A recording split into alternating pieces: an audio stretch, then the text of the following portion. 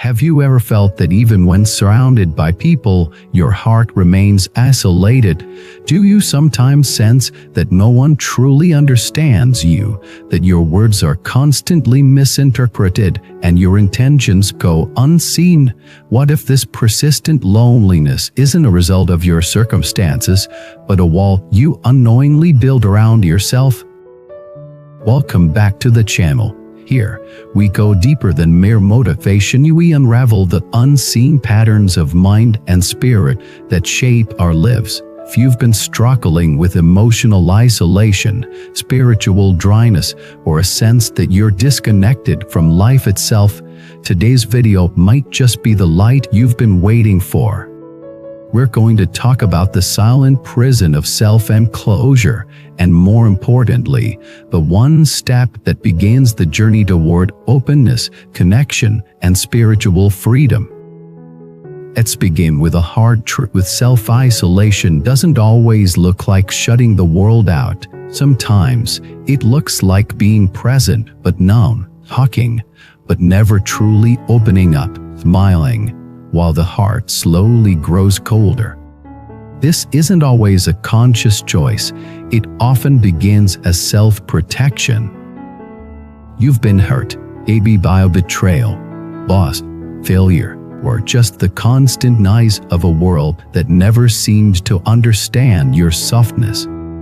So you pulled back, you built walls, you said, "I'm fine," even when you were aching. And over time, that emotional shelter became your default place. You thought was safe, but turned out to be isolation. One day, you woke up and realized you're not hiding from others, you're hiding from yourself. This is the secret suffering of many spiritual seekers. They've read the scriptures, chanted the mantras, sat in meditation, yet something feels missing, because they never brought their whole self into the practice. They left behind the part of them that's angry, afraid, jealous, broken. They thought enlightenment meant getting rid of these parts, but the truth is, liberation begins when you embrace them with compassion. The Buddha never asked us to be perfect. He asked us to be real. And to be real, you must step out of hiding. There's a story of a practitioner who had spent years in retreat. When asked why he left the monastery, he said, "I realized I was using silence to avoid speaking my truth. I wasn't meditating, I was avoiding. I wasn't calm, I was numb." This moment of self-honesty changed everything. You returned to society, and not as someone seeking approval, but as someone ready to be seen, vulnerably, honestly, fully. And it was in this rawness that she finally touched the heart of her practice. So the first step out of isolation is not actionist awareness. It's realizing I am not alone because no one understands me. I am alone because I stopped trying to understand others. It's realizing I don't need to be understood. I need to be open. The walls you built were meant to protect you, but now they are keeping out the very connection you're so longing for. To begin dismantling them, you must face your fear. Fear of rejection, fear of not being good enough, fear that your pain is too ugly to share. But here's the truth: the more real you are, the more others can find themselves in you. Vulnerability is not weakness, it's the gateway to intimacy. And spiritual intimacy is the bridge to awakening. In Buddhist philosophy, the root of all suffering is ignorance. But what is ignorance? It's not a lack of knowledge, it's the refusal to see things as they are.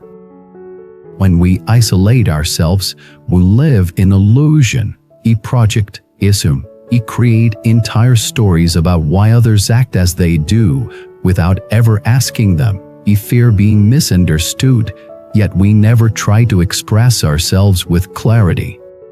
We become prisoners of our own mind. But there is a key, a single step that begins the great return: openness.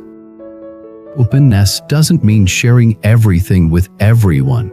It means being willing to touch your own truth, to be honest with yourself about what hurts, about what you need, about what you fear. Once you do this, your energy shifts. You no longer need others to validate you. You validate yourself by showing up for your heart. This creates space, real space, space where compassion can enter, where love can flow, where connection is no longer forced but natural. You begin to realize that people were never the enemy. Your own guarded heart was the gatekeeper. As you open, you'll meet resistance. Your mind will say, "Don't go there, stay safe." But you must remember, what you call safe is actually suffering. You were not born to be a ghost in your own life. You were born to feel, to touch, to connect, to weep. Life, to be deeply alive. So how do you start? Begin small. Speak a truth you've been avoiding. Write a letter you never send. Sit with your pain without trying to fix it. Join a spiritual group. Volunteer. Say yes to a conversation even when you want to say no. Talk imperfectly, but completely. And over time, you'll notice something beautiful. The world doesn't hate you. It was just waiting for you to show up. From a Buddhist perspective, all beings are your mirrors. They reflect your state. When you're closed, the world feels cold. When you're open, warmth finds you. This is not magic. This is energy. And your energy changes the moment you choose presence over protection. There is another story that illustrates this. Man who had been betrayed deeply decided to close himself off. For years, he was kind but distant. He served in his temple, but never connected. People admired him, but never felt close to him. One day, a child from the village wandered into the temple and asked, "Why do you always smile like you're not really here?" The question pierced him. At night, he sat in meditation and realized he had been performing life, not living it. His practice had become armor, his smile a disguise. The next morning, he went to the market, not to buy anything, but just to talk, to feel, to be seen. He spoke with old friends. He laughed. He cried, and something shifted. He became present. Years later, people would say, "Oh, you don't remember what teachings he gave, but when he looked at you, it was like he saw your soul." That is the power of openness. Not in words, in being. And that power is available to you right now. You don't need a new technique. You don't need a better mantra. You need to come home to your heart. So, if you've been living behind emotional walls, if your spiritual practice feels hollow, if your relationships feel distant, know this: it's not too late to reconnect. You can take that step today. Breathe into your body, feel your emotions, speak your truth, listen without defense, love without condition, trust that your heart knows the way. This is not easy, but it is worth it. Because on the other side of isolation is intimacy, and the other side of fear is freedom, and on the other side of silence is song. Thank you so much for watching this video. If this message resonated with you, if you felt something stir in your heart, please subscribe, share your experience in the comments, and support our channel by becoming a member. Together, let's create a world where no heart has to heal alone. Before you leave, here's something special. In Buddhism, we believe that every encounter carries a deeper meaning.